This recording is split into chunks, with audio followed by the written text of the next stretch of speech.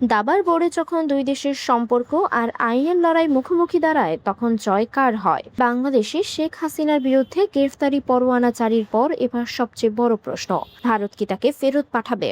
দীর্ঘ নীরবতা ভেঙে শেষ পর্যন্ত নয়াদিল্লি থেকে এলো এক নতুন বার্তা। ভারত কি তবে বাংলাদেশের অনুরোধে সাড়া দিচ্ছে, নাকি পর্দার আড়ালে তৈরি হচ্ছে নতুন কোনো সমীকরণ? আজ আমরা বিশ্লেষণ করব ভারতের সেই গুরুত্বপূর্ণ বার্তা এবং জানবো শেখ হাসিনা ভবিষ্যৎ আসলে কোথায়। ভারতের পররাষ্ট্র মন্ত্রণালয় থেকে আসা সর্বশেষ বার্তায় স্পষ্ট করা হয়েছে যে শেখ হাসিনা বর্তমানে ভারতে একটি বিশেষ ব্যবস্থায় অবস্থান করছেন। তবে তাকে ফেরত পাঠানোর বিষয়টি কেবল রাজনৈতিক নয়, বরং এটি অত্যন্ত স্পর্শকাতর এবং আইনি প্রক্রিয়ার উপর নির্ভরশীল। ভারত মনে করিয়ে দিয়েছে 2013 সালে প্রত্যাবর্তন চুক্তির আওতায় কোনো ব্যক্তিকে ফেরত চাইতে হলে নির্দিষ্ট কিছু তথ্য প্রমাণ প্রয়োজন। কিন্তু এখানে একটি বড় আইনি ক্লোজ আছে। যদি অভিযুক্ত ব্যক্তি মনে করেন তাকে রাজনৈতিক প্রতিহিংসার কারণে ফেরত চাওয়া হচ্ছে, তবে ভারত সেই অনুরোধ নাকচ করার ক্ষমতা রাখে।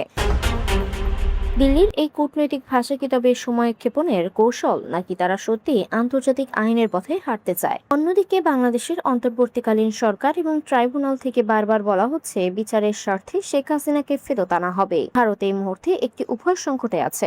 একদিকে দীর্ঘদিনের পরীক্ষিত বন্ধুকে নিরাপত্তা দেওয়া, অন্যদিকে বাংলাদেশের বর্তমান সরকার ও জনগণের সাথে সুসম্পর্ক বজায় রাখা। যদি ভারত তাকে ফেরত না পাঠায়, তবে ঢাকা দিল্লির সম্পর্কে বড় ধরনের ফাটল ধরার আশঙ্কা রয়েছে।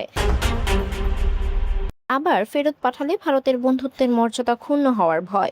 ভারতের বার্তায় কি তবে এমন কোনো ইঙ্গিত আছে যে তারা তৃতীয় কোনো দেশে তার চলে যাওয়ার পথ সহজ করে দিচ্ছে?